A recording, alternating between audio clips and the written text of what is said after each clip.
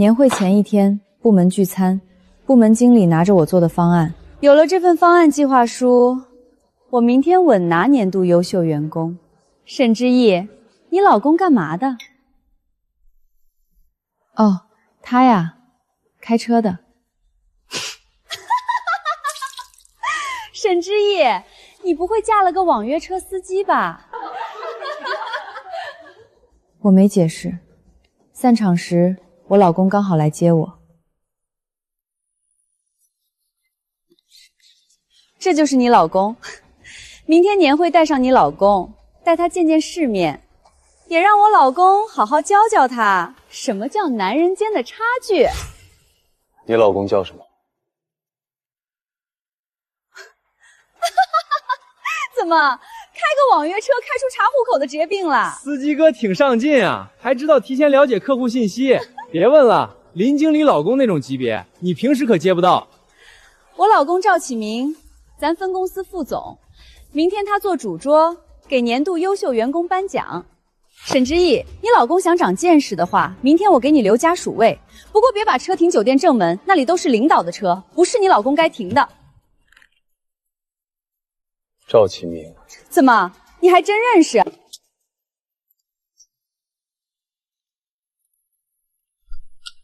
听过。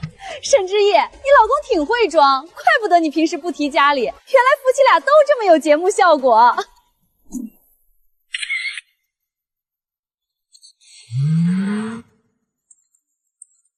明天大家精神点儿，别让新人家属觉得分公司没排面。司机姐夫要来，那得让他看赵副总风采。之意，新人别计较安排，让你老公坐你旁边。明天他领奖，拿我做的方案。需要我今晚处理？不用。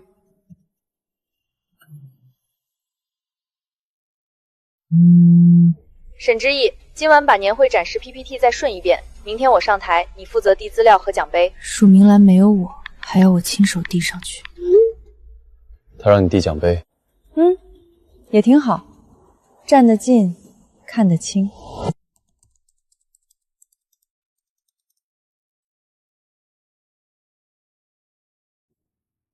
胆子比我想象中还大，连我随手标的备注都没删干净。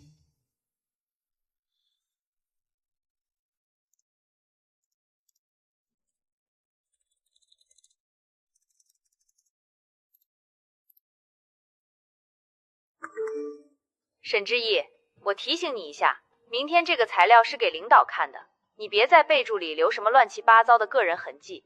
适应期新人要懂规矩，方案到了部门，那就是部门的成果。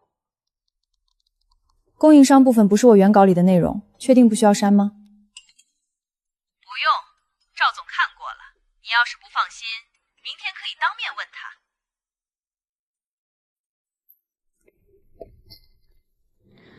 你老公叫什么？顾燕。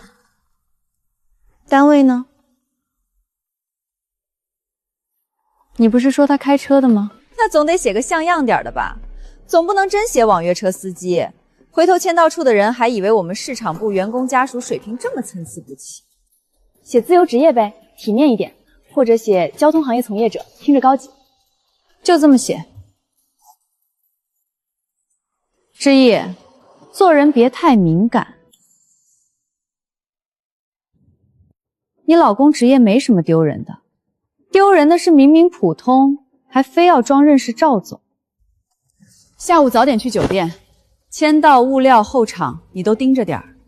还有，我领奖的时候，你提前把奖杯递到舞台左侧，别抢镜头。如果有人问原方案是谁做的呢？沈之意，你一个试用期新人，能在我的项目里打杂，已经是我给你机会。公司信我，还是信你？赵总信他老婆，还是信一个刚来不到1个月的新人？明白了，明白就好。今晚年会人多，你可别让我下不来台。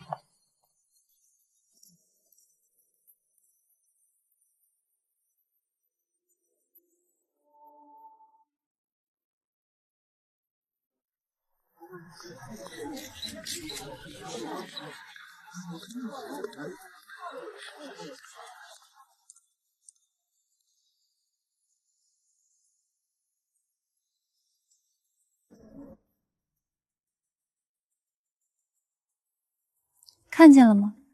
女人结婚还是要看眼光，有的人老公只能在路上接单，有的人老公却能做主桌。之夜，你老公来了吗？司机家属席是在后面吧？别这么说，人家今晚是来见世面的。他晚点到。那你提前跟他说，酒店正门别乱停。今晚集团领导也来，让他有点眼力劲儿。林经理，年度优秀环节15分钟后开始。赵副总说了，他等会儿亲自给您颁奖。听见了吗？这就叫差距。你一会儿站舞台左侧，主持人念到我名字，你就把奖杯递上来，手稳一点，别像你做 PPT 那样，处处都要我兜底。林经理，让之意递奖杯也挺好，新人第1年就能近距离看颁奖，以后也有努力的目标。是啊，也带着司机老公看看高端年会的排场。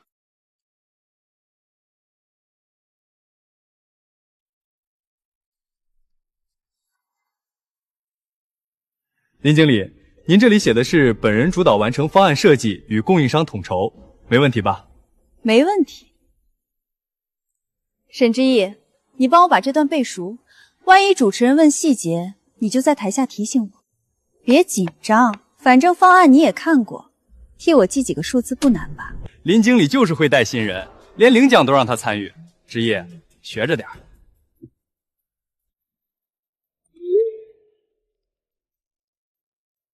不急，等他们把话说完。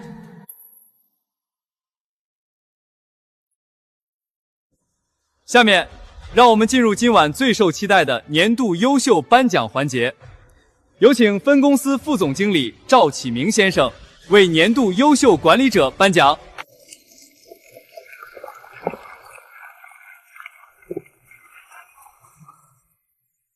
沈之意，看清楚了。有些位置不是靠熬夜写几页 PPT 就能站上的。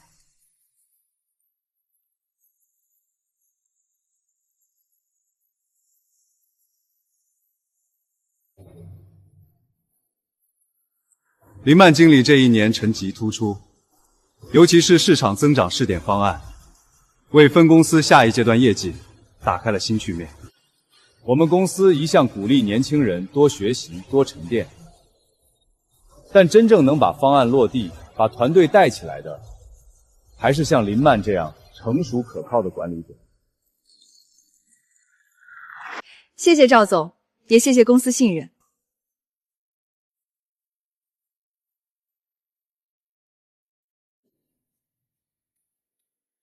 沈之意，你别不服，你老公跑1年车，也坐不上我老公今晚那个位置。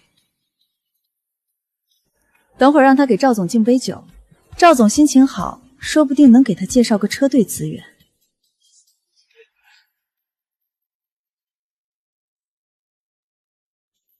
请赵副总和林经理合影留念。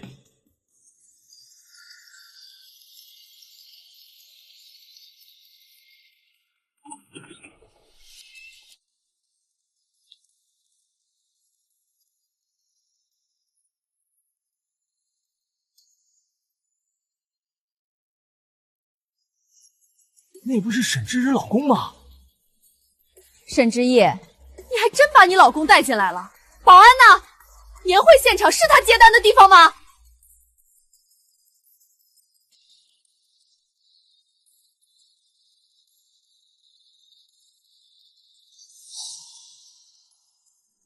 你们是什么人？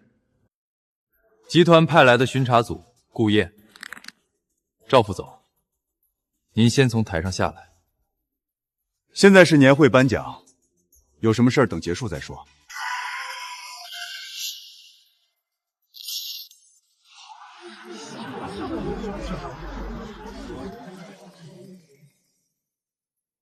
奖杯也先放下。这份方案的原始文档修改记录，还有那3家供应商的审批流，已经全部进了巡查系统。林经理，你是自己把原作者请上台，还是我现在让技术部把后台记录投出来？我们动手可就不好看了。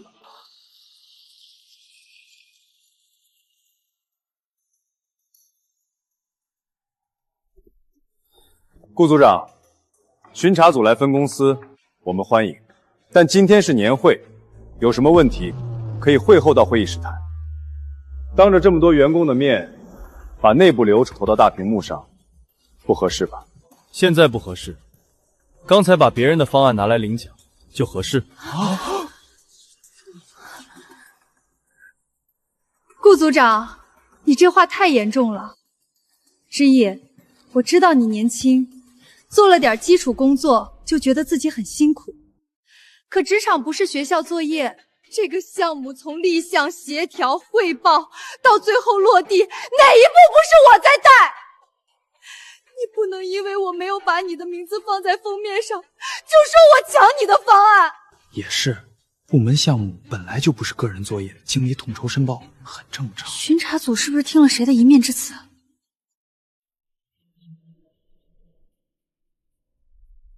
我一直想带他，他不懂汇报，我教他改；他不懂流程，我让他多参与。结果他把这些都当成我欺负他。所以你承认，初稿是我做的？沈之毅，注意你的态度，林经理是在给你机会。投记录。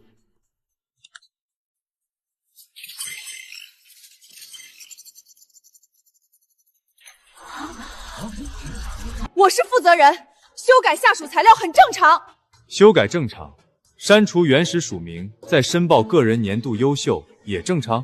还有那3家供应商也正常吗？昨晚我问过你，供应商部分不是我原稿里的内容，要不要删？你说赵总看过。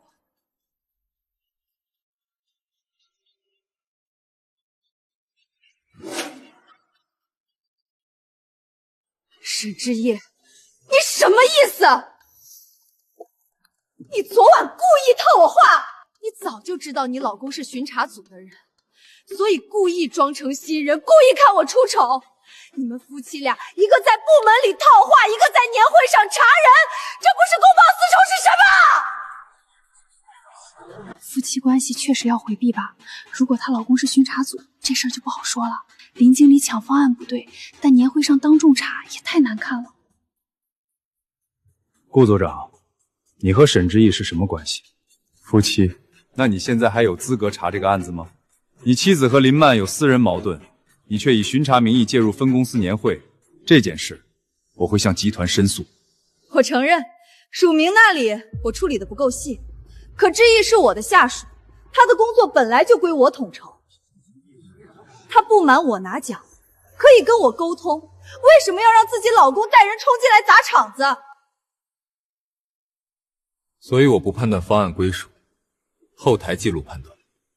我不判断你有没有私心，审批流程判断。我也不判断赵副总该不该回避，集团审计会判断。说得好听。你今天带人进场之前，有没有向分公司管理层报备？集团巡查编号0620，立项时间是本月3日，核查范围包括分公司供应商审批、预算异常和年度评优材料真实性。赵副总，通知邮件发送过你。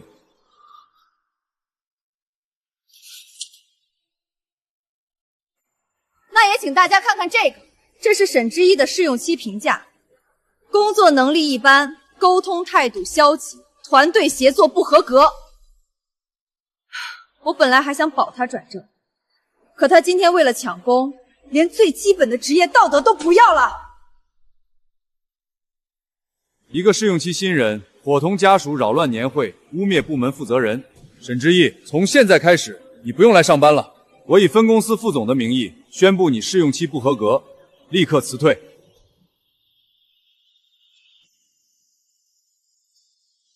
之夜，你看，职场不是会做 PPT 就够了，你得知道谁能决定你留下，谁又能决定你离开。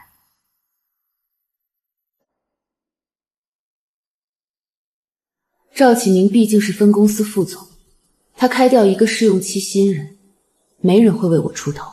之意，现在给我道个歉，这件事还可以留一点余地。你老公那边也让他把投屏关了吧，闹到这个地步，对谁都不好看。李经理，我的试用期合同是你经手的吗？让你确认辞退流程，不是让你发呆。李经理，按流程走吧。沈之意的考核表我已经交给你。赵总，沈之意的档案不在分公司试用员工系统里。你说什么？怎么可能？他在市场部做了快1个月，他不是通过分公司招聘流程进来的。不是员工，那他怎么进市场部的？不会真是混进来查人的吧？沈之意，你连正式入职记录都没有，那你这1个月在市场部接触资料算什么？赵总，这不是小事，他可能涉及窃取公司商业信息。保安，不用。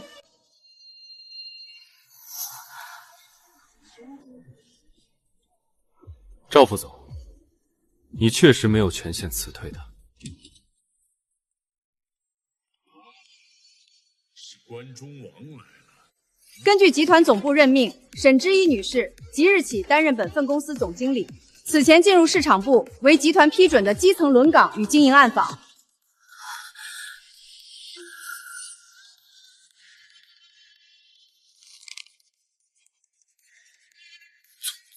总经理，公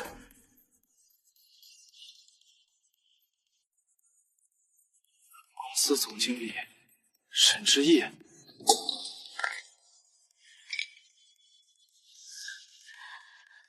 你故意的，你明明是总经理，却装成新人，看着我安排你做事，看着我让你递奖杯。沈之意，你不觉得自己太阴险了吗？我进市场部第1天，你让我整理旧资料；第2天，你让我加班做增长模型；第3周，你把我的方案改成你的申报材料。林曼，如果你只是让我打印、签到、递奖杯，我不会在意。可你删了我的名字，还往方案里强塞了3家供应商，这不是带新人，这是拿公司的钱给你们夫妻铺路。沈总，这话要讲证据。当然。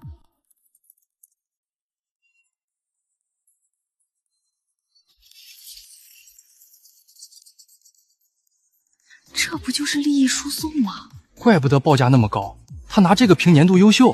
不是这样的，我不知道实际控制人是谁，供应商是赵总推荐的，我只是按流程放进去。把这个供应商加进去，好处费事后打你卡上。谁允许你们放私人聊天记录的？公司设备、公司账号涉及项目审批，不是私人聊天。是你说的，本来就是你说的。你说只要这个方案拿到奖，明年预算就能过。你说到时候我升总监，你那边也能往上走。挺好，省得审计一条条问。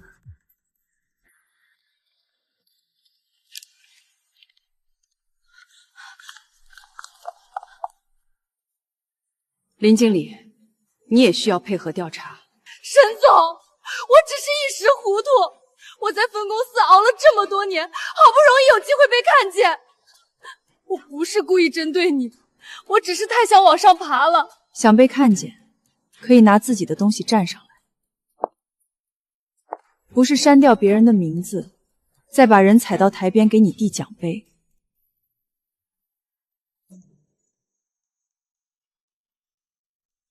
沈总，昨天群里的话我们就是开玩笑，对不起啊，我们不知道您身份。如果我只是普通员工，那些话就可以说了吗？沈总的对表是林经理让我改的，他说要让您和家属做物料洗，我当时觉得不合适，但也没敢说。以后觉得不合适就说。公司不是谁声音大，谁职位高，谁就有理。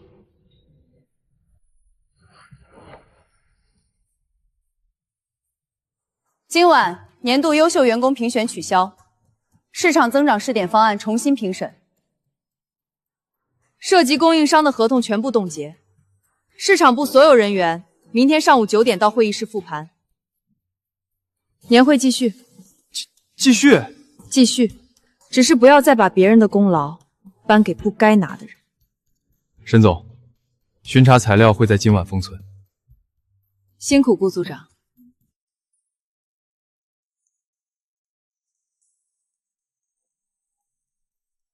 另外，我今晚确实是开车来的，不过不是接单，是接沈总回家。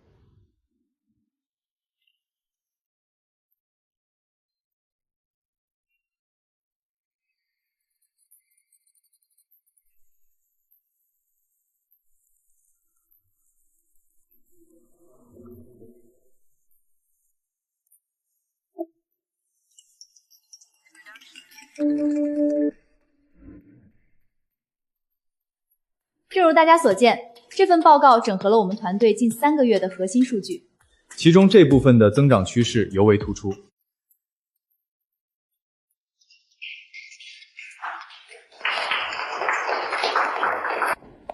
沈总，我以前一直以为在这里做事不重要，会说话才重要。会说话当然也重要，但话要用来把事情说清楚，不是用来把别人的名字盖住。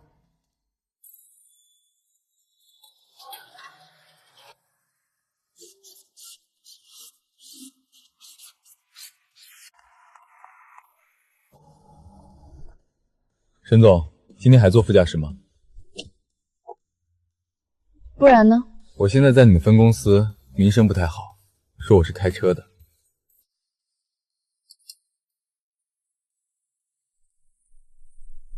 也没说错，你确实开的一手好车。要不要解释一下？不用。有些人只认车，有些人只认座位，那就让他们慢慢选。真正的差距，从来不是谁做主桌，而是谁有资格安排主桌。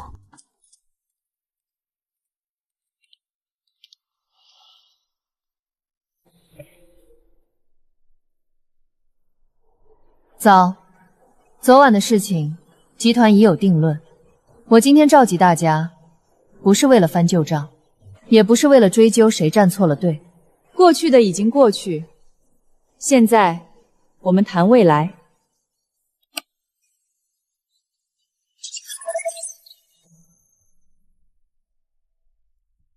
从今天起，我要看到所有项目的完整资料。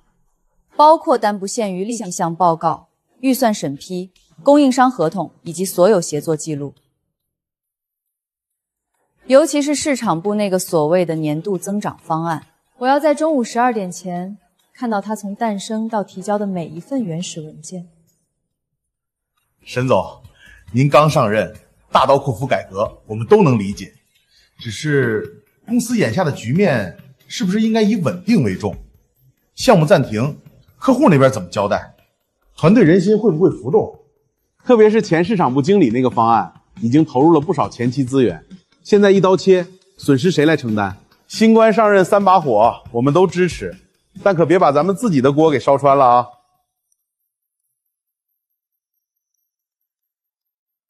王总监说的对，稳定很重要，但王总监似乎搞错了一件事，真正的稳定，不是靠粉饰太平。将腐烂的脓包藏在衣服底下，而是来自于清晰的规则、公平的环境和对每一个贡献者最基本的尊重。至于损失，一个从根子上就烂掉的方案，每多投入1分钱，都是在加剧损失。现在停下，是及时止损。王总监是市场部的老人了，这个道理不会不懂吧？市场部那个方案，即刻起由我亲自接管复盘。散会。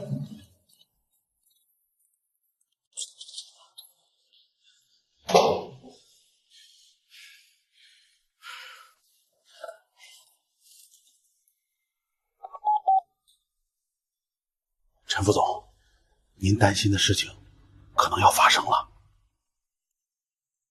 新来的这位不好对付。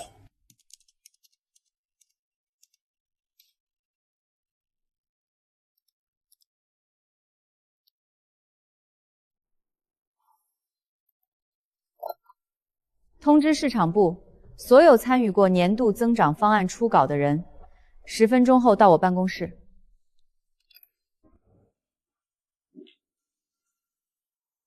这份初稿，谁负责核心框架的？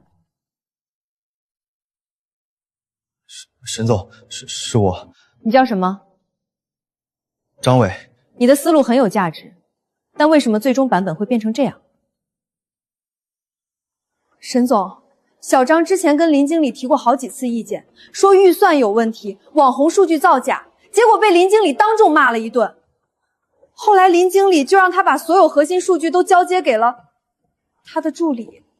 从现在起，年度增长方案重组，由张伟担任临时负责人，直接向我汇报。我不管你们以前听谁的，从今天起，在这里只凭能力说话。沈总，出大事了！我们最大的客户钱经理打来电话，说产品有严重质量问题，要求立刻召回。对方点名要项目负责人给方案，否则怎么样？否则就全面解约，诉诸媒体，我们这个季度的销售指标就全完了。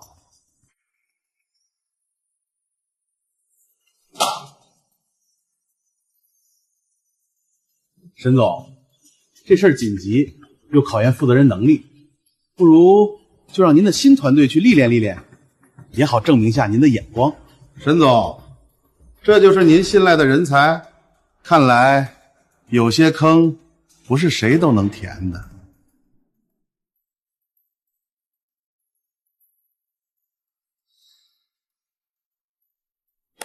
各位领导，关于王华集团的紧急客诉，我们团队经过通宵复盘，发现了一些情况。每一次投诉都在项目交付的关键节点，每一次，我们都以远超行业标准的高额赔偿了结，最终的赔偿金额累计达到了800多万。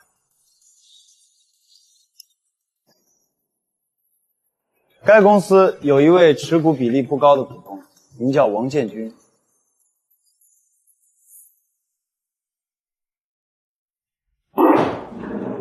你这什么意思啊？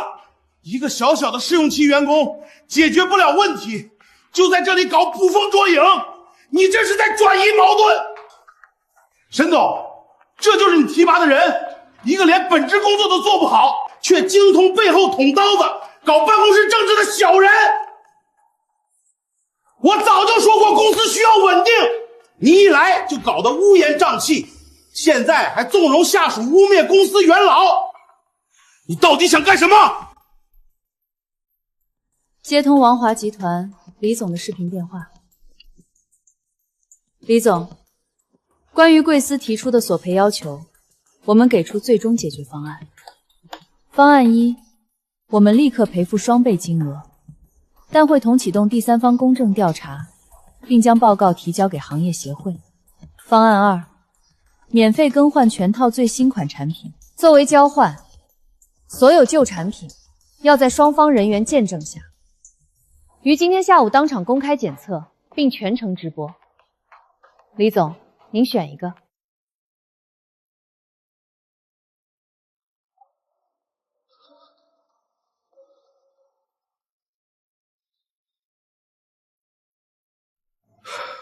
沈总，我错了，这件事儿是我管理不严，识人不明，我万万没想到，我那个远房亲戚王建军竟然会打着我的旗号在外面做勾当。我更没想到王华集团李总如此贪得无厌。我对合作方调查有疏漏，对下属监管不到位，负有不可推卸的责任。我向公司检讨，向沈总您检讨。王总监能有这个认识很好，既然你意识到了管理上的疏漏，尤其是在合作方的审核上存在盲区，那正好，我正打算堵上这个漏洞。我宣布，从即日起，公司正式成立供应商及合作方联结审查小组，负责重新审核所有在册供应商资质。所有金额超过10万的合作，都必须经过小组审核签字。本小组由我亲自担任组长。为了让小组尽快步入正轨，也为了给王总监一个将功补过的机会，我决定任命王海总监担任本小组常务组长。王总监，有问题吗？没有问题，感谢沈总信任。很好，那就这么定了。散会。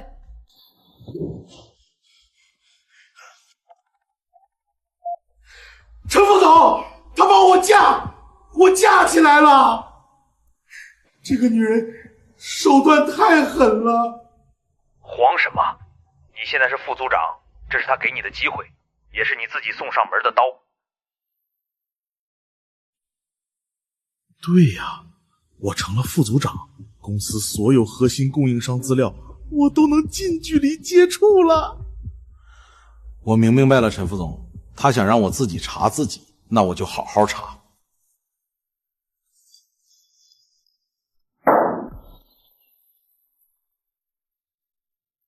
把这些旧档全部重过一遍，细节不准漏。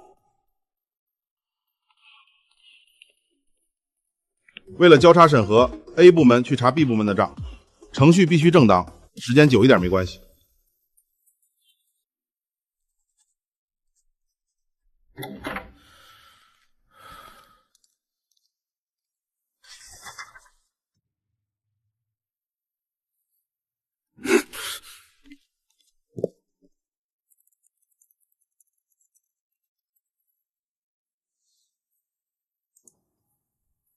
只要把这东西给陆明轩，项目出了天大纰漏，董事会只会追究你沈之毅的责任。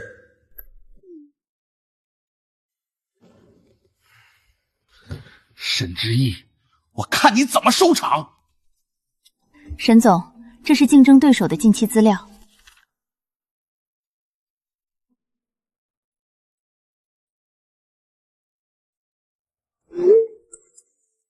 他提前3天在全球注册了专利，还发了律师函索赔9位数。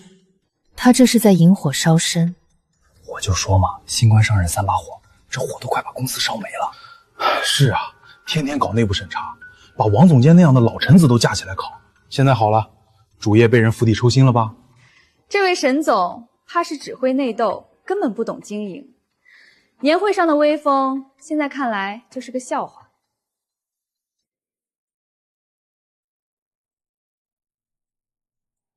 情况大家已经知道了，现在不是恐慌和互相指责的时候。我宣布，星辰项目即刻起全面暂停，即日起成立2个专项小组。第一，危机公关小组，由市场部牵头，法务部配合，原则是不主动攻击，但绝不回避。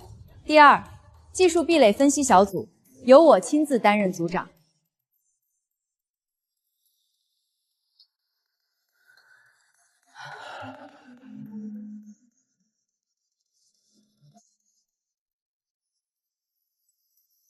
有新发现，陆明轩的公司背景很复杂，他的天使轮投资方是一家海外基金，追查资金面路发现，这笔钱的源头隐约有集团总部的影子。敌人比我想象的还要强大，竟然涉及到集团总部。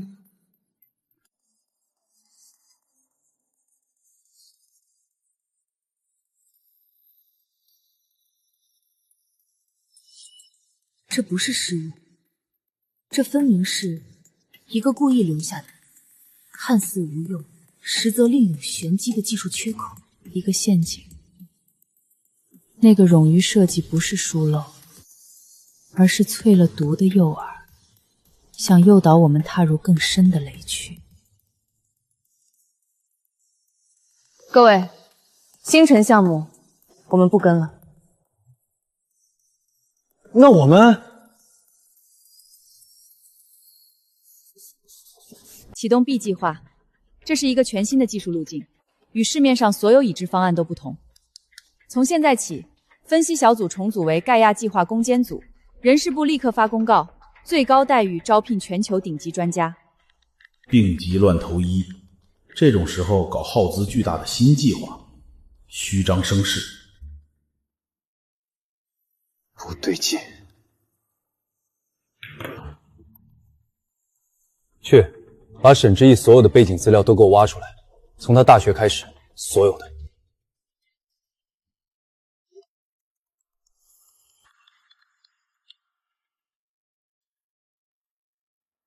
知道了，帮我继续查陆明轩公司与这位董事在国内的所有资金往来。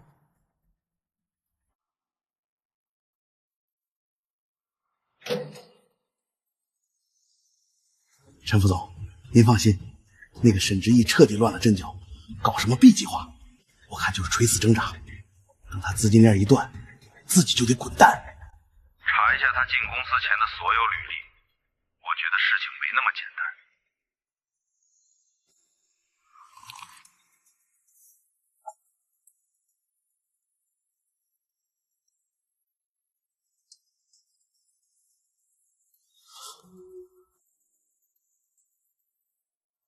普米修斯，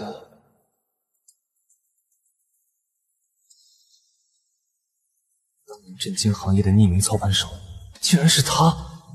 我一直以为他靠顾燕上位，原来他才是最锋利的武器。B 计划，那不是病急乱投医，是他在嗅到陷阱后最凌厉的反击。他早就看穿了万丈深渊。陆总，您是不是也觉得沈之一疯了？放心，我盯着呢，他那 B 计划撑不了几天。是吗，王总监？你对沈之一的履历了解多少？履历？一个靠男人上位的女人能有什么履历？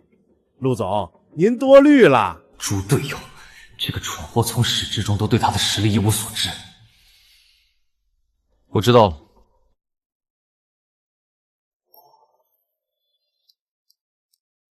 棋局变了，王海这颗棋子已经失去了价值，继续跟他们捆绑，只会让我被沈之一一网打尽。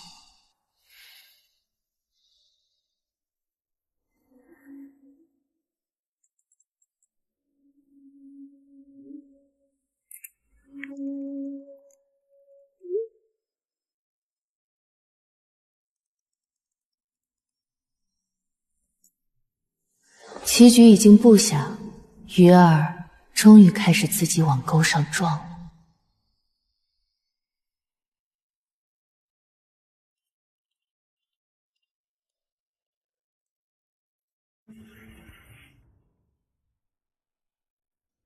沈总果然守时。我以为陆总约我不是为了探讨时间观念的。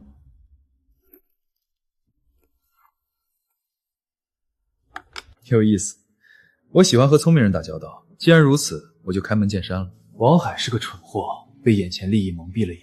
他以为把你们 B 计划的皮毛信息泄露给我就能拿到好处，却不知道他在我眼里连棋子都算不上，顶多算个弃子。果然，他这就直接承认了王海的商业间谍行为。所以呢？我们为什么要把利润分给一个注定要被淘汰的蠢货？沈总，这就叫战略联盟。你负责釜底抽薪解决掉王海，我负责扫清障碍。你那个 B 计划别自己硬扛了，我们合资成立新公司，到时候市场和利润都是我们的。陆总的提议听起来很美，但我怎么保证这不是另一场引火烧身？贵集团的陈副总，我可是听说过的，他似乎并不喜欢自己管辖的范围里出现不可控的变数。你错了。陈副总讨厌的是那些不能为他创造价值的变数。只要我们能把蛋糕做大，他非但不会阻拦，还会成为我们最坚实的靠山。有他在集团内部为你撑腰，你还用担心那些背后的冷箭吗？原来如此，王海泄密，陆明轩接应，陈副总在背后撑腰，这条利益链完整了。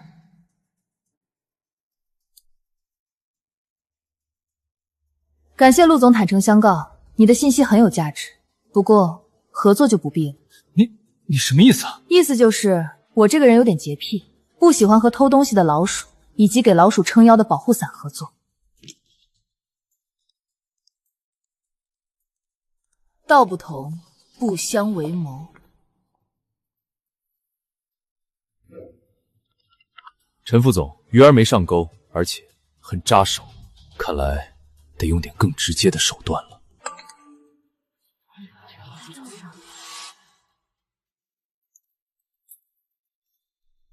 都打起精神来，好好配合总部来的领导。公司不是菜市场，不是谁嗓门大会作秀就能说了算的。规矩永远是规矩，有些事儿迟早要回到正轨上来。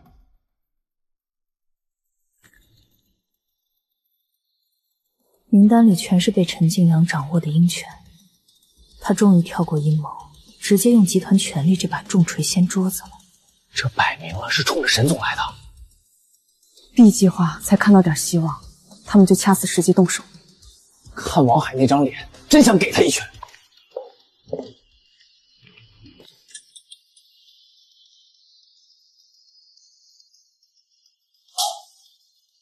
沈总，根据审计条例，我们需要立刻封存所有与 B 计划相关的资料，以备核查。所有资料？所有，包括项目文件、财务单据，以及所有参与人员的服务器权限和内部通讯记录。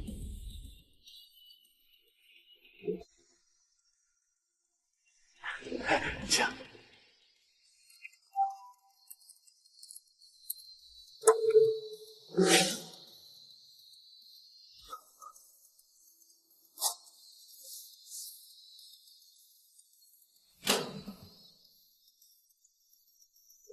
志毅啊，我得先表扬你，年轻有为，敢想敢干。那个 B 计划，我在总部都听说了，很有魄力。但魄力是一回事，风险是另一回事。B 计划绕过常规立项，投入巨大且路径激进，不符合集团稳健的风格。所以，审计重点是评估你所有超常规的决策。3天内把相关逻辑和沟通记录提交给审计组。王总监在分公司待得久，辛苦你协助审计组的工作。请陈副总放心。财务部沈总上任以来，所有超过10万的报销单全调出来。行政部用车和宴请记录马上送过来。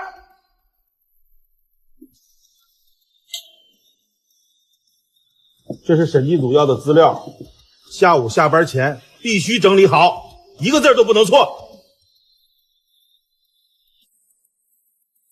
这只是前菜，陈靖远亲自下场，真正的杀招绝对不止于此。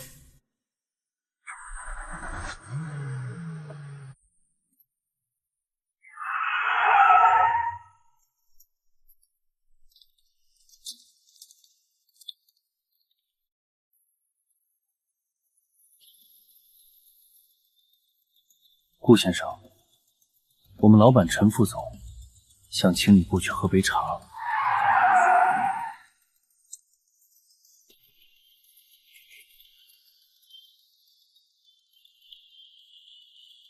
陈副总，他请人喝茶都是这个阵仗吗？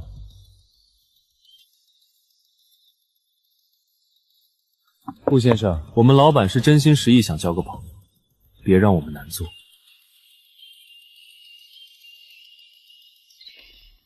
车牌已记录，定位信包开启。既然陈副总这么有诚意，我也不能不给面子，但我得给老婆打个报备。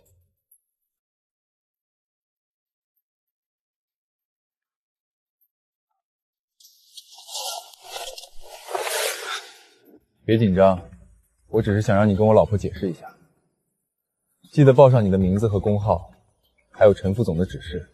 我家规矩严，凡事都得留痕。看来顾先生今晚没空，茶我们改天再喝。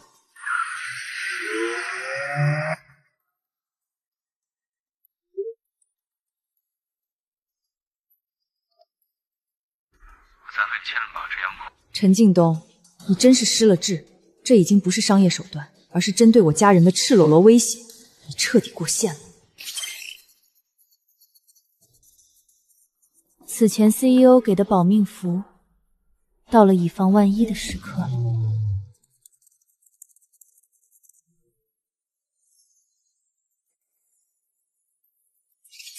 继续是你的工作，舞台要足够大，才能让所有演员都登场表演。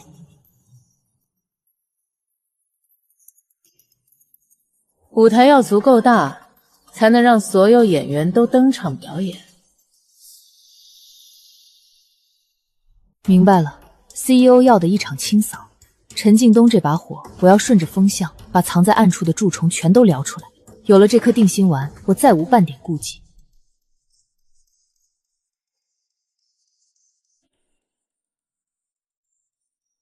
王总监，这是您要的新人员绩效评估，一共327份。全公司配合重审，有什么需要随时叫我们。各位辛苦了，茶水间备了咖啡。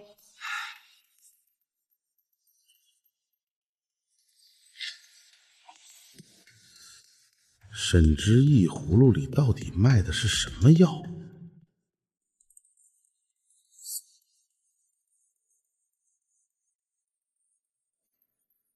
这车牌号不是陈副总的人吗？细节全对上了。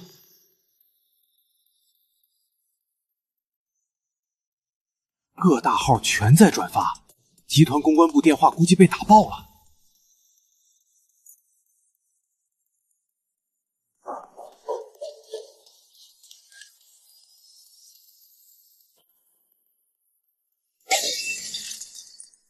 沈之意，敢用这种方式把我拖到阳光下审判，我看你是不想活了。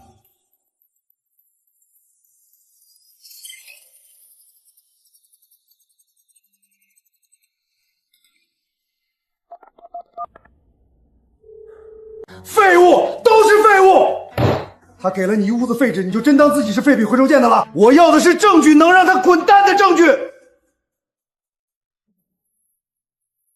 找不到，你就跟他一起滚。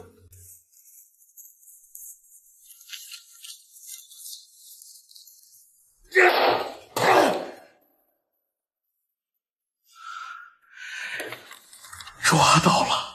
绕过流程，大额预付给个人，这简直是利益输动的完美范本。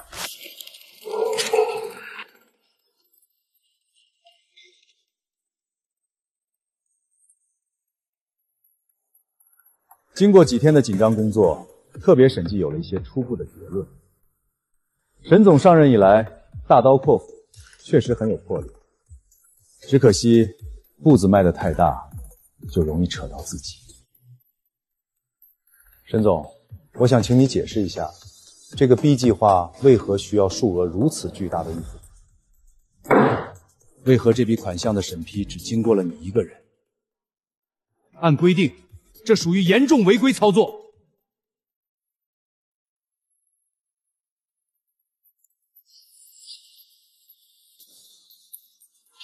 沈总，你敢当着大家的面说，你和这位收款人顾燕先生没有任何私人关系吗？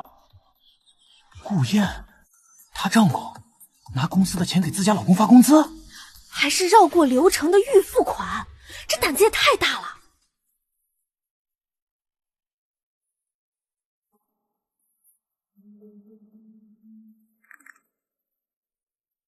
他在笑。没错，我承认，我和顾燕先生确实有非常私人的关系。他是我的丈夫，但是他同样是集团巡查组的组长。巡查组长顾燕，那个被我堵在停车场的司机，竟然是集团最高纪律执行者。至于这笔款项，它并非什么新产品的开发基金，而是由集团 CEO 亲自审批划拨的专项行动经费。行动代号捕鼠，调查的对象正是集团内部部分高管，调查与外部竞争对手勾结，企图窃取技术，并利用职权利益输斗的腐败行为。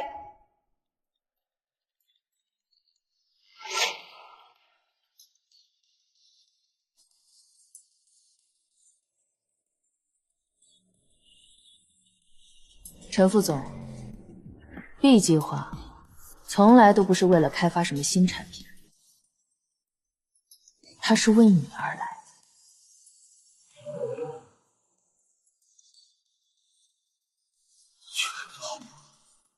都是圈套。陈副，新来的这位不好对付，泄露新品核心要点，这是捏造的，合成的。这段录音来自您办公座机的话单记录，电信公司有证明。光凭这个只能证明王总监忠心，对吗？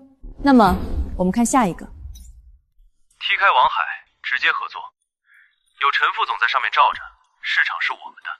现在，陈副总还觉得这是公事公办的审计吗？就算我识人不明，但那个 B 计划是空壳子，你用虚假项目套取经费，这也是渎职。陈副总，你到现在还不明白吗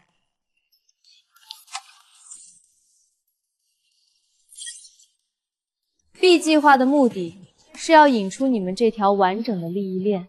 王海泄密是第一步，我虚张声势启动 B 计划是第二步，让你们轻敌，你亲自下场审计是第三步。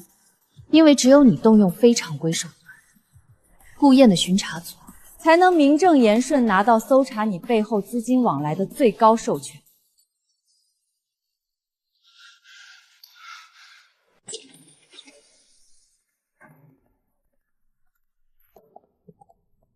沈总，剩下的交给我们吧。你可以宣布会议结束了。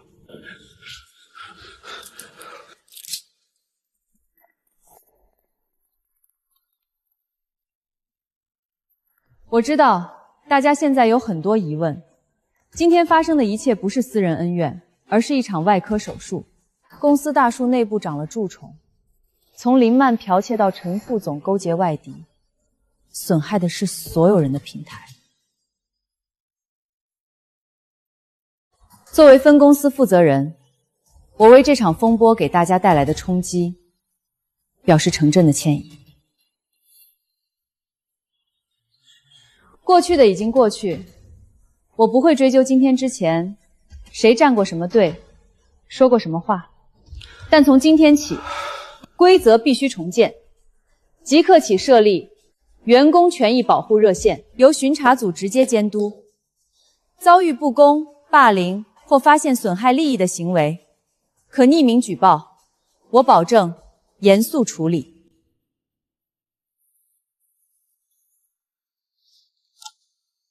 沈总，我们之前是猪油蒙了心，这是王海负责的好几个项目，账目非常乱，我们连夜整理了一下，您或许用得着。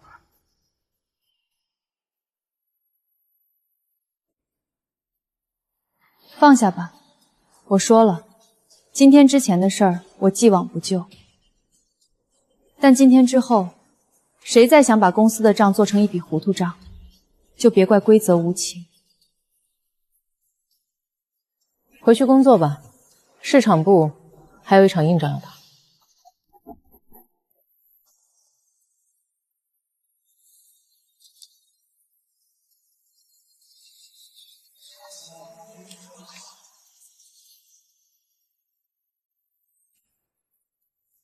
太狠了，一点情面都不留。就是，我们为公司卖了这么多年命，没功劳也有苦劳吧？说动就动，等着瞧吧。公司离了我们这些老人，光靠那帮嘴上没毛的，能转得动？知道了，我手头还有别的活儿。哎呦，老毛病犯了，我先去歇会儿。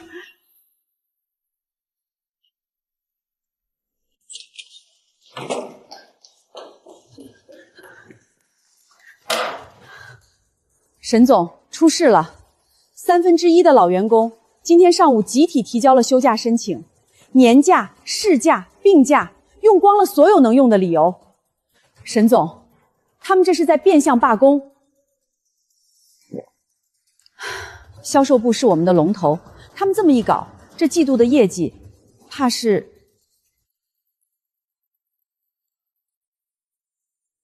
沈总，再这么下去，业绩怕是要崩盘了。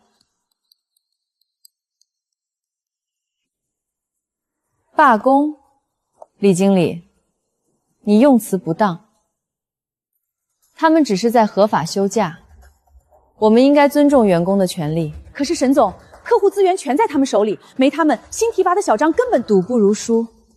既然他们以为没了他，地球就不转，那就让他们好好歇着。攥着客户就想拿捏我，这圈套既然设了，看谁先出不来。通知下去， 1小时后召开全体线上会议，所有在职员工必须参加。各位同事，下午好！感谢坚守岗位的同事，也祝休假的同事假期愉快。从今天起，公司打破所有部门壁垒，项目拆分为技术研发、市场策略、渠道扩展等5个模块。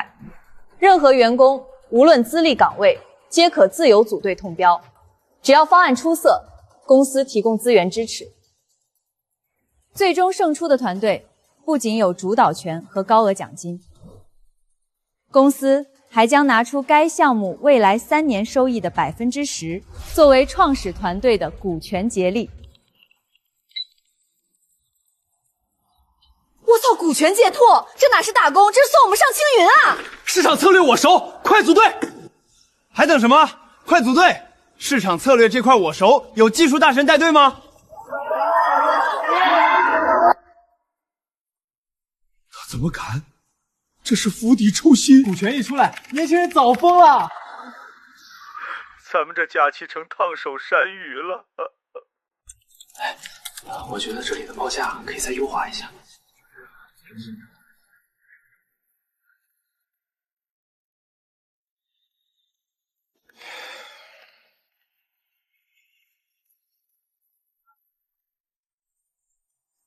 沈总，您看，这是我们熬了2个通宵做出来的方案，绝对能让那些老家伙们彻底死心。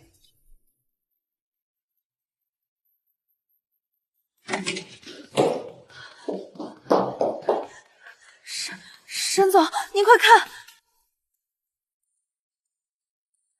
我不知道该不该说这些，但我真的不能眼睁睁看着我姐就这么被毁了。我姐姐在这个公司勤勤恳恳工作了7年，所有的青春和心血都奉献给了这里。她熬了多少个通宵做的方案，最后却被一个刚来的空降关系户抢走，还在全公司面前羞辱她。就因为那个女人是新来的总经理，她就可以为所欲为吗？我姐只是想帮衬一下丈夫，这有什么错？结果呢？我姐被开除，我姐夫也被带走。那个女人和她身为集团巡查组组长的丈夫就这样夫唱妇随。我姐姐因为这件事被逼出了重度抑郁症，医生说她随时都有可能做傻事。这个世界还有没有公道？有权有势就可以这样草菅人命吗？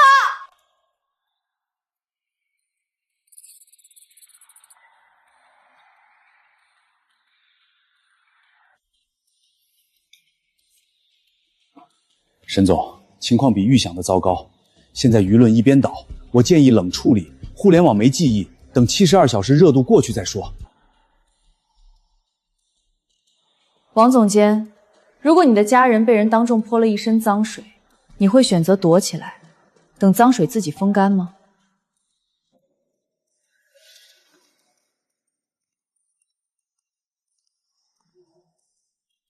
？2件事。公关部半小时内发布官方声明，措辞要硬，告诉所有人我们已启动法律程序追究到底。去办吧。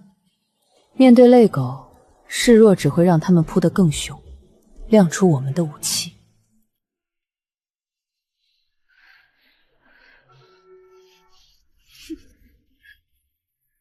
看到了吗？这就是有钱人的傲慢，他们直接用律师函来威胁普通人闭嘴。你不是要讲事实、讲法律吗？好啊，我给你。24小时后晚上8点，我将开启直播，届时我会连线一位亲眼目睹所有事情的关键证人。沈总经理，我们直播间见。到时候我看你的律师函还能不能封住一个大活人的嘴。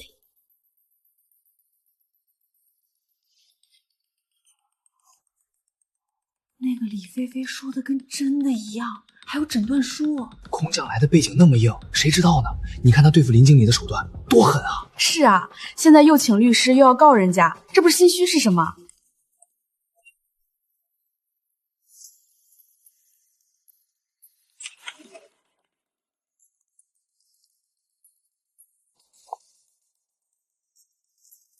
我知道大家现在压力很大，外面闹成什么样，我比你们更清楚。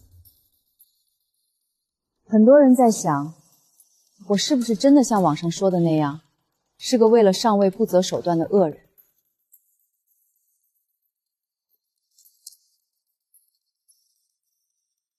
我今天把各位叫来，不是为了辩解，也不是要各位去打口水仗。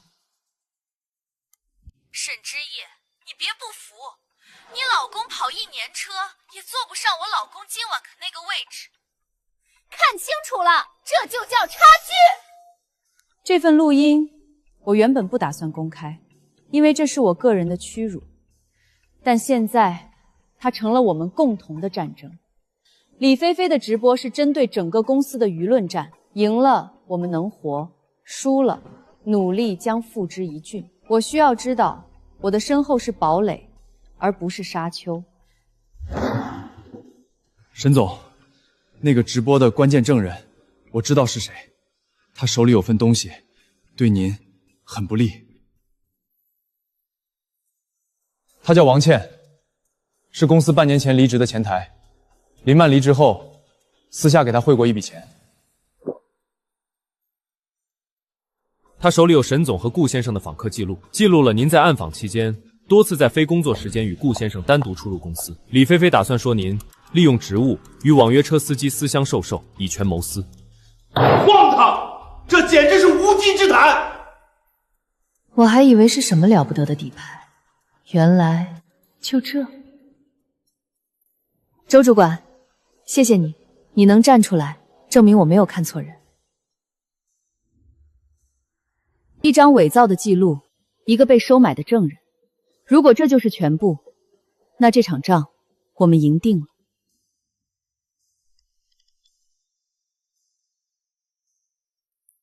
今晚什么都不要回应，安心下班，明天照常工作。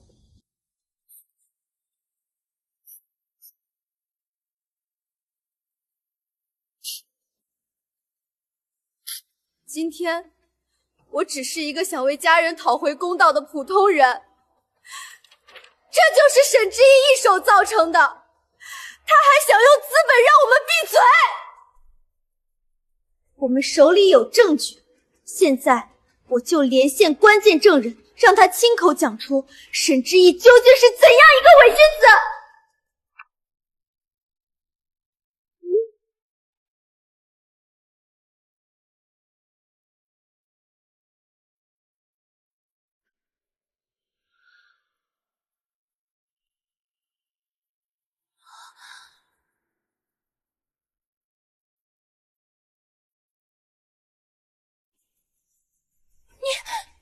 你是谁？谁让你进来的？这是我的证人王倩的账号。李菲菲，本名李小飞，我是集团巡查组组长顾燕。根据法律法规，你因涉嫌散布谣言、恶意诽谤、伪造医疗证明、教唆他人作伪证，情节严重。公安机关已于半小时前正式立案调查。你胡说！你们官商勾结，欺负普通人！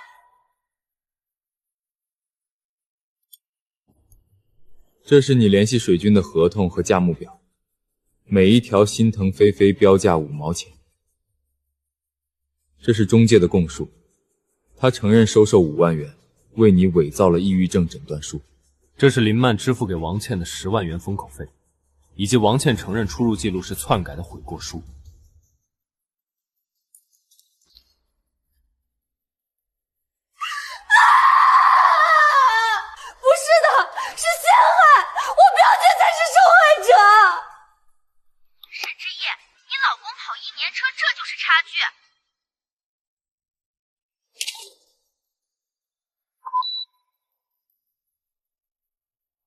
网络不是法外之地。沈总正带团队为新项目加班，没空理会这些。真相，我们用业绩说话。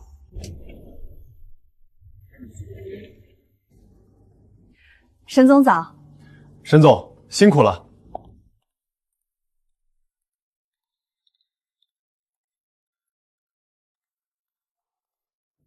我们的初步测试结果显示，新方案能将生产效率提升15%，同时降低7%的能耗。沈总，我们有信心。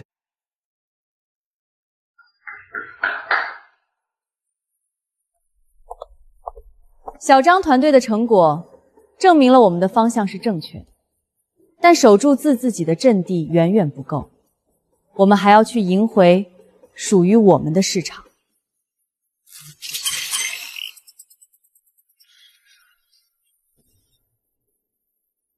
过去我们或许没资格，但现在，我要你们忘掉陪跑这2个字。头奖，今年的目标只有一个，我需要最强的团队，最好的方案。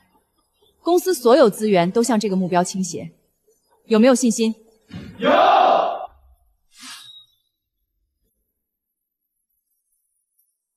一个失败者而已，我们再赢他一次。这一次不一样。陆明轩重金请来了这位硅谷幽灵艾萨克里，他被誉为以一人之力定义技术时代。我们的对手是他。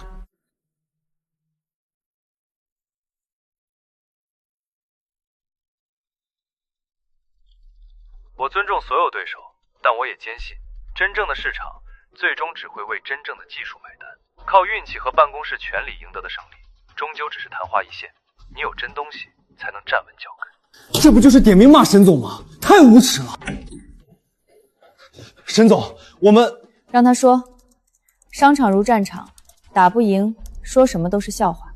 与其浪费时间去愤怒，不如搞清楚对手到底有多强。小张，给你3天时间，我要艾萨克里所有技术路径的分析报告，我要最坏、最真实的评估。是，沈总。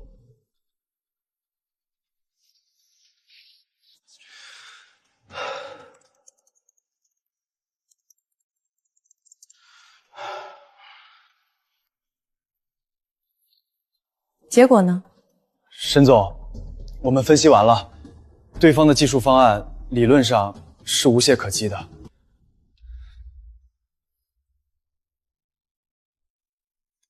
不从地道走，就从头顶飞过去。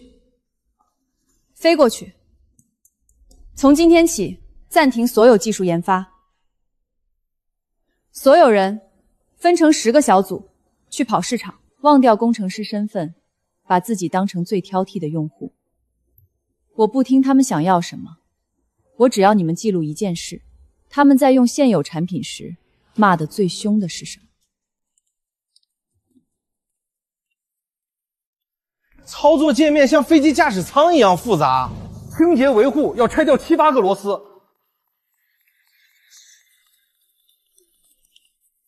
老功能消失，菜单目录太深。这些骂声全是对手看不见的死角。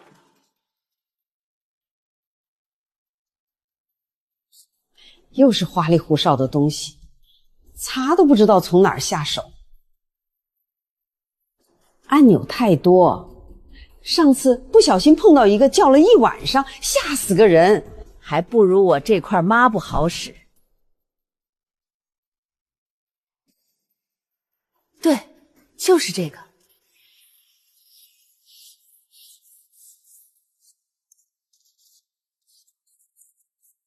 对手在追求技术的更强，那我们就去做体验的更懂。艾萨克里是神，他不屑于跟凡人沟通。我们的目标就是让那位保洁阿姨都觉得我们的产品比她的抹布更好用。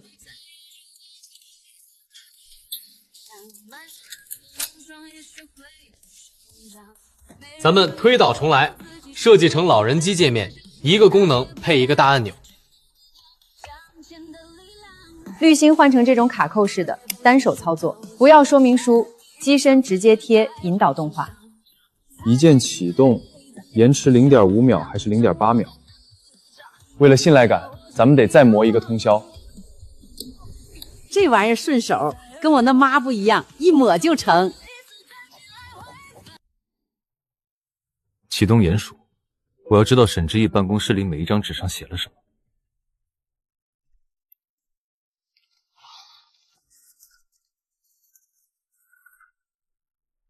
为了个图标否决整个 UI， 这女人到底在耍什么花样？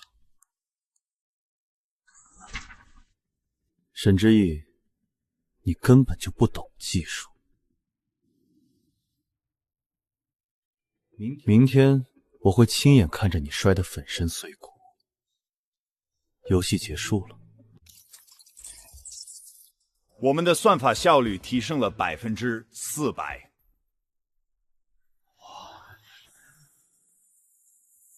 死到临头还在这故作镇定，我看你待会儿怎么哭。感谢陆总和格哈德先生带来的精彩展示。接下来有请下一位竞标方沈总的团队。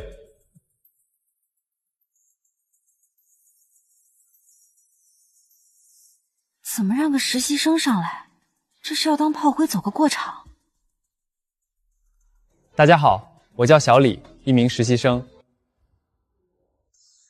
开始前我想问，科技是让我们觉得自己更聪明，还是为了让生活更简单？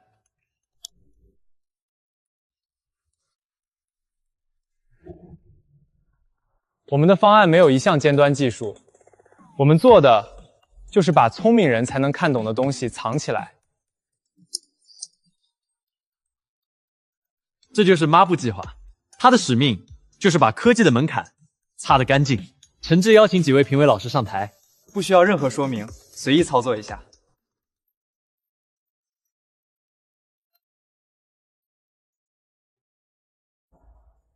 很精彩，理论无懈可击，但所以你这个东西到底怎么用？这个，我们的系统操作界面是模块化的，用户只需要。它的操作逻辑是为了实现最高效的性能，任何一个步骤的简化都将导致0.3%的算力损失。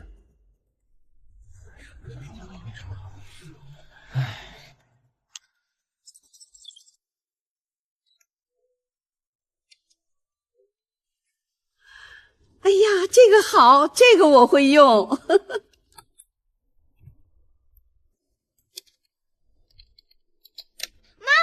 我修好了。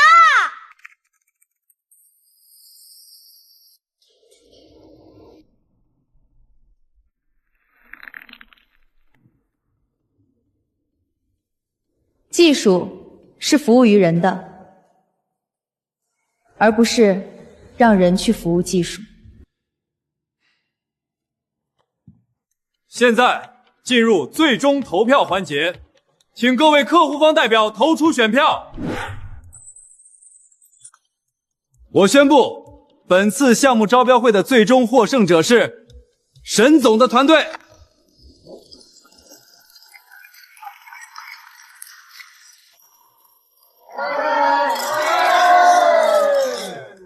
抹布计划干杯！为沈总干杯！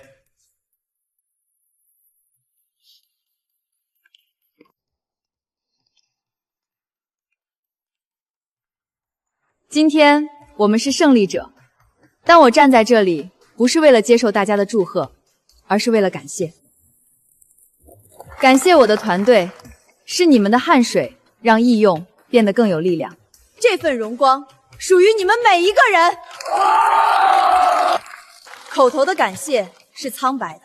第一，参与本次项目的所有核心成员将获得3个月的薪资项目奖金。第二，我将从本次项目利润中提取5%，成立一个创新激励基金。第三，即日起正式任命张明为市场部项目总监，全面负责后续落地。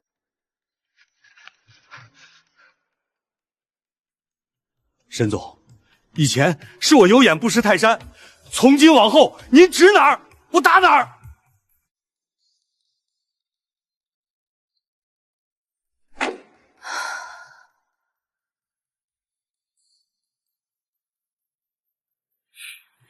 这是什么？给我的庆功礼物？算是吧，你赢了项目，我也没闲着。这是陆明轩公司以及陈副总背后那位真正老板的资料。一个你意想不到的人。他不是已经退休好几年了吗？是退休了，但影响还在。陈副总由他提拔，陆明轩公司的启动资金也源自他控股的海外基金，所有回扣都经由壳公司汇入离岸家族信托，最终受益人是秦振榜的孙子秦振堂，那个总在父亲深夜书房争执中出现的最顽固的对手。所以他们针对我，不是因为我挡了路，而是因为我踩了他们的捕兽夹。秦振邦和你父亲当年的经营理念之争，在集团人尽皆知。他或许把你当成了你父亲理念的延续，新仇旧恨一起来了。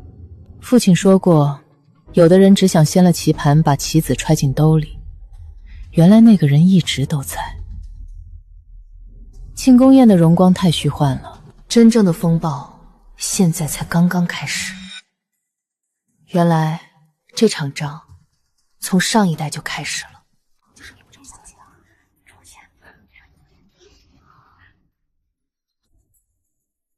风是从集团论坛吹出来的，秦振邦的反击来了。老狐狸不争论事实，只通过质疑动机来攻击权力的合法性，这是诛心之计。最近集团内部对巡查组的工作方式有些不同声音啊。反腐我们当然支持，但不能为了抓坏人就破坏程序正义，更不能让巡查权成为某些人排除异己的工具。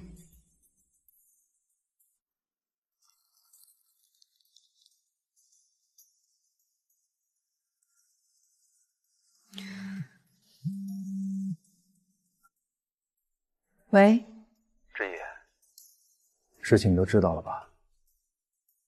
老秦这次是铁了心要掀桌子。董事会里好几个人态度非常强硬，我和老顾尽力了。为了平息事态，给所有人一个交代，经董事会临时动议，巡查组的工作将即刻暂停。顾燕和你可能要暂时停职接受调查。得罪了元老，这次是彻底翻不了身了。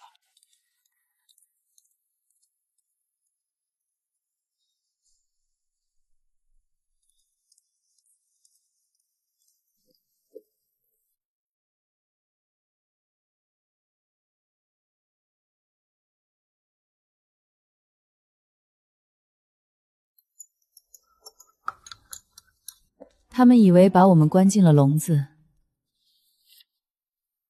却不知道，他们亲手给了我们最需要的东西，一个俯瞰全局的视角。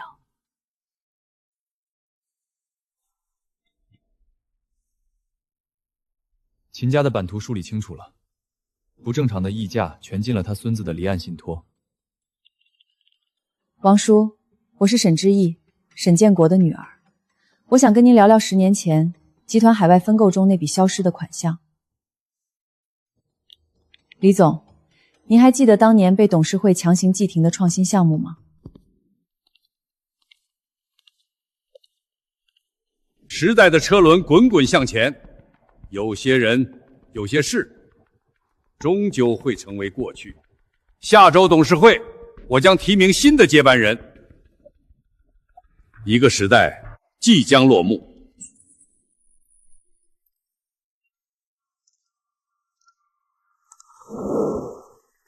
我是刘震，总部的临时执行经理，交接所有项目资料。我要供应商审查的所有原始数据，还有服务器后台权限。刘经理，不巧 ，IT 部正进行沈总上周签批的数据迁移，锁定48小时，任何人都无权访问。拿沈之意定的规矩来堵我，那就先把纸质文件和移动硬盘交出来。好的。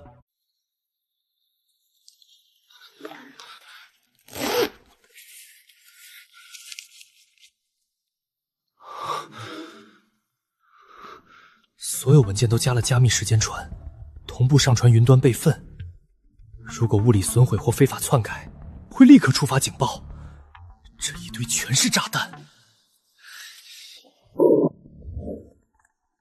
B 计划的预算报告你经手过，数据对不上，给我解释清楚。刘经理，我只负责搜集报价，具体逻辑是小李整合的，我不清楚。干什么？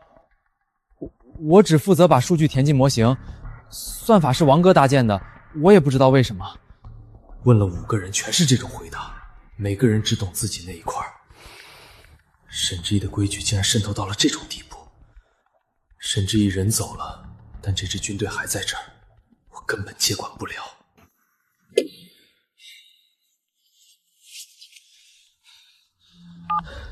秦总，不行，根本不行！沈之意的规则已经把公司焊死了，他们整个公司都在跟我作对。刘震这个废物连个分公司都搞不定，无所谓，只要今天把沈之熙和顾燕盯死，谁主沉浮一目了然。各位，我今天提醒召开特别董事会，是出于公心，为了集团100年基业的稳固。有人仗着手握权力就无视程序，将公器变成打击报复的私器，说的就是顾燕和沈之仪。巡查组长滥用职权，闯入年会给妻子出头，总经理不思经营，只搞内斗，长此以往，法度何在？我提议立刻对顾沈2人进行停职调查，由总部派工作组严查违规操作。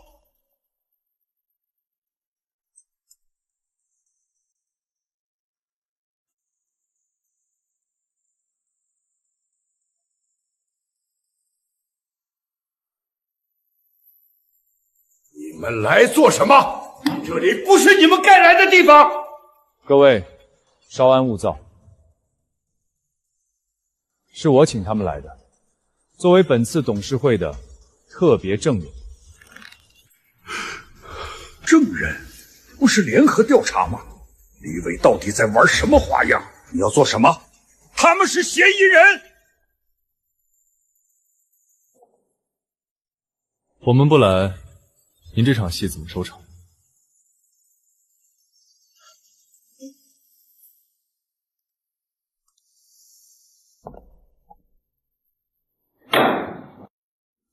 ？CEO， 各位董事，过去3个月，巡查组对内部高管的违纪行为进行了专案调查。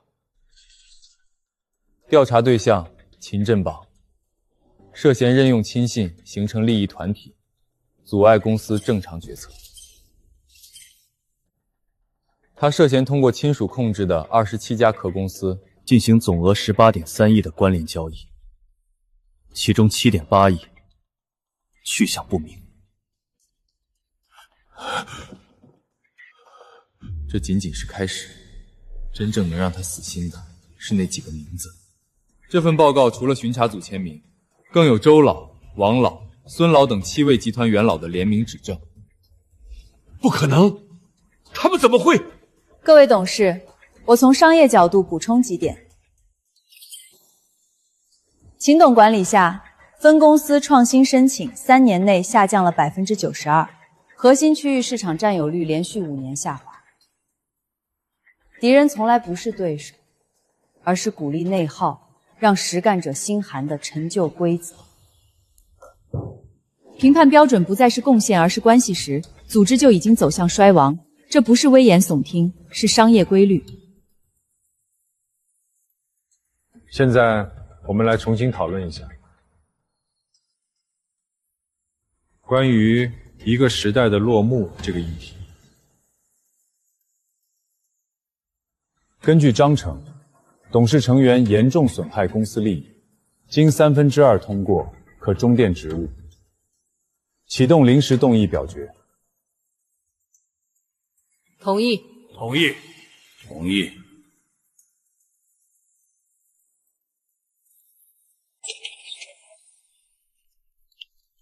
秦先生，您的职务即刻停止。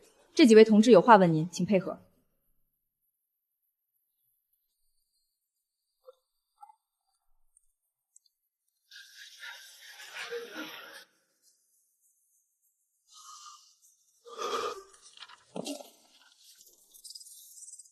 旧秩序崩塌，新的时代已经开始了。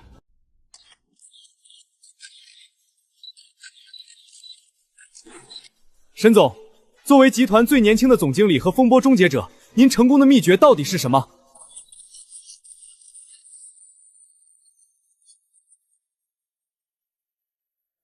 秘诀，只有我们才懂的默契与释然了。